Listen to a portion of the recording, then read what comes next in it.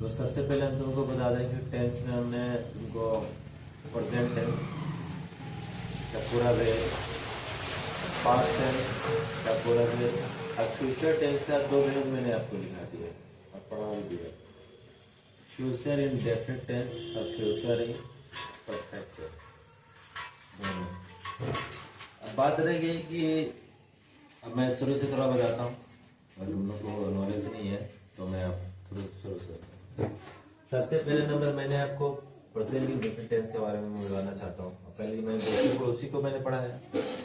तो अगर present indefinite tense की बात की जाए,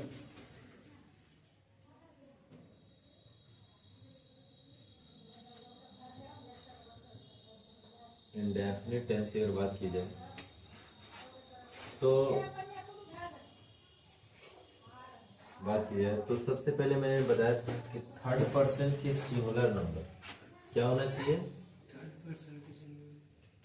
थर्ड पर्सन के सिंगुलर नंबर क्या जी? सिंगुलर नंबर के कर्ता होना चाहिए। क्या होना चाहिए?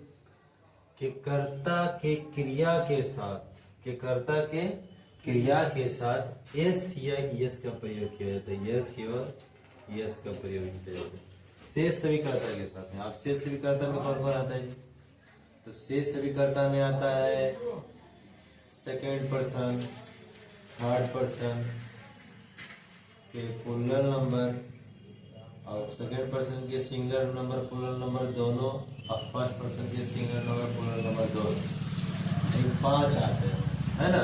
कितने आते हैं? 5 आते हैं। इसके पहले आप बोलने से पहले आप समझ लीजिए 5 कौन आते हैं। सो देख लीजिए, इसमें पहले मैं टेबल बनाता हूँ। टेबल समझते हैं ना? टेबल में होता है तालिका, तालिका में बनाता हूँ, उसके बारे में देखिएगा, जिसके बारे में मैंने बोला था। तो सबसे पहले नंबर मैं नाम लिख देता हूँ, ये सिंगुलर हो गया, सिंगुलर नंबर। ये हो गया प्लूरल नंबर।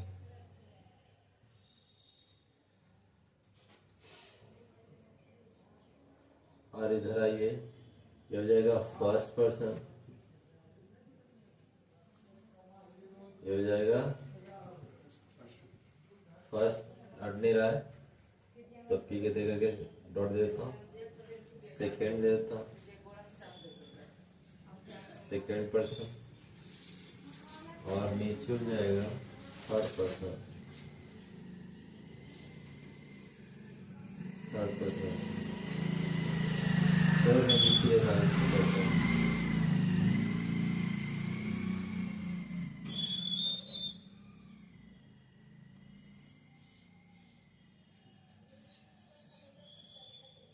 देखिए, मैंने बोला था कि थर्ड पर्सन के सिंगुलर नंबर एक करता है सर।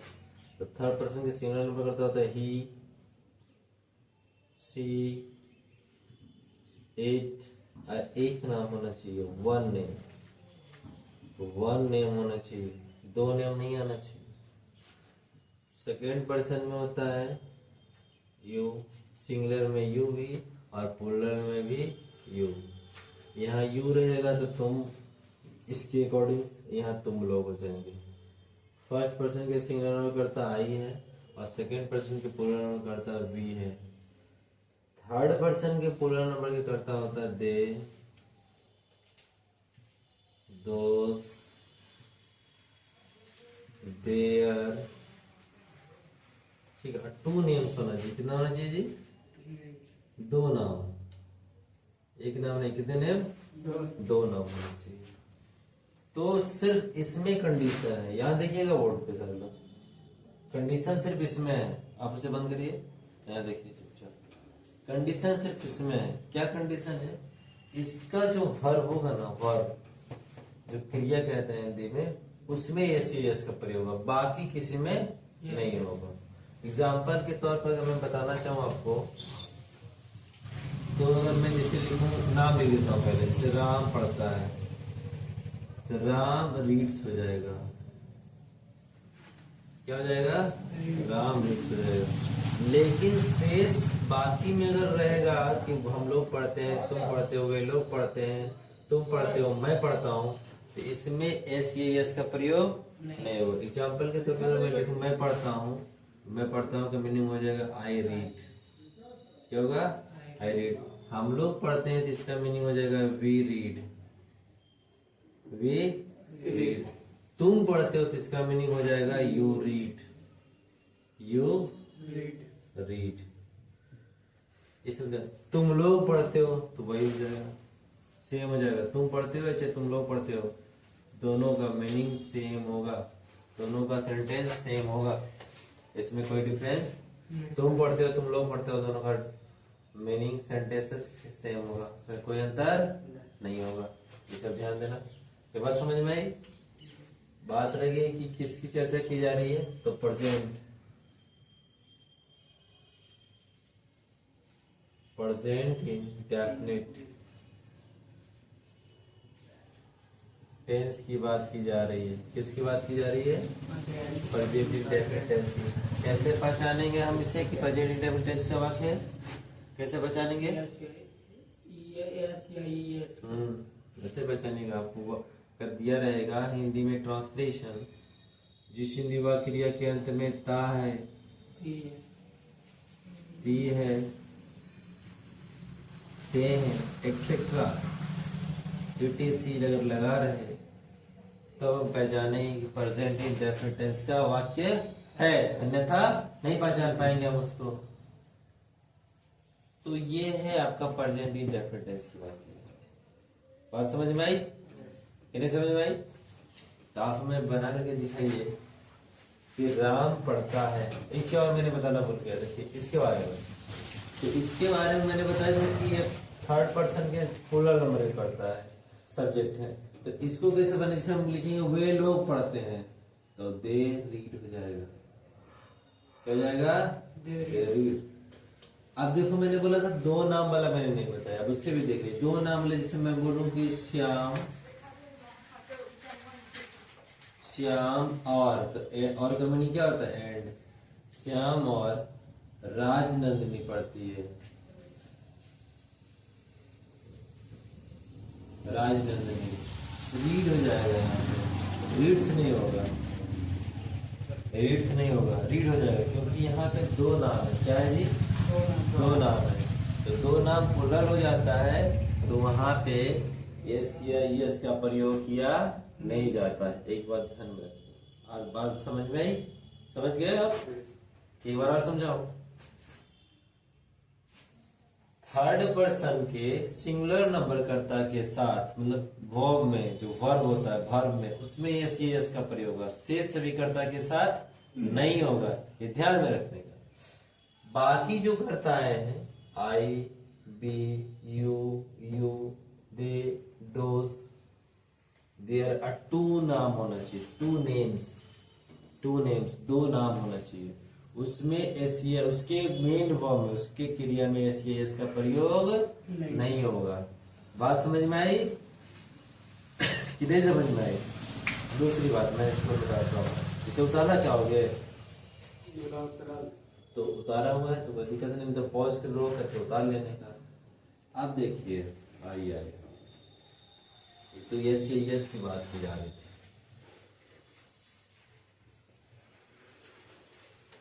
आगे देखिए क्या होगा। अब आइए निगेटिव में हो, तो अफर्मेटिव था, अब निगेटिव में आइए। आप उसको छोड़िए तो पिटा जाइएगा। अब आइए निगेटिव सेंटेंस में।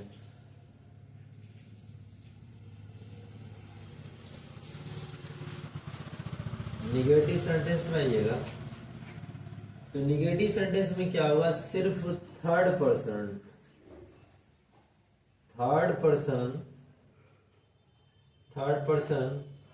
के सिंगुलर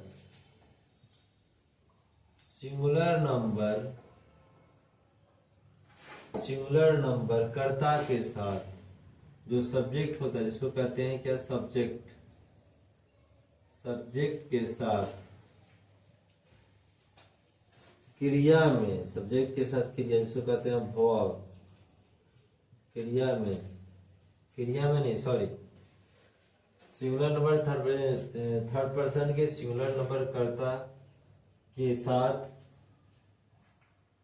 डू या डज का प्रयोग होगा, डू सॉरी डज का प्रयोग होगा, डज का प्रयोग होगा, डज का प्रयोग होगा। थर्ड पर्सन सिंगुलर नंबर कर्ता के साथ डज का प्रयोग होगा। कब? जब निगेटिव वाला आएगा तब, उसके बाद आप नोट का प्रयोग करेंगे। सिर्फ थर्ड पर्सन के सिंगुलर नंबर कर्ता के, जैसे राम नहीं पढ़ता है, राम एग्जाम्पल के तौर पे राम नहीं पढ़ता है, तो हो जाएगा Ram does not read, Ram नहीं पढ़ता है। लेकिन आप बोलना चाहिए तो सर यहाँ पर यस नहीं लगा, इसलिए नहीं लगाए कि दो क्रिया एक साथ नहीं होती है, तो यहाँ डज लगाए दिया उन्होंने। लेकिन शेष सभी करता, जैसे शेष सभी करता के साथ जो बचा हुआ है रिमाइंडर, शेष सभी करता के साथ, शेष सभी कर्ता के साथ कची लगेगा, डू का प्रयोग होगा। क्या होगा? डू का प्रयोग होगा। एग्जाम्पल के तौर पे मैं बनाना चाहूं, मैं नहीं पढ़ता हूं, मैं नहीं पढ़ता हूं, तो मैं नहीं पढ़ता हूं तो क्या हो जाएगा? I do not read, do not read, ये दूर है, मैं डोंट ऐसे लिखा, सटा लिखूंगा डोंट लिखना पड़ेगा, डू नॉट रीड। बात समझ में आई?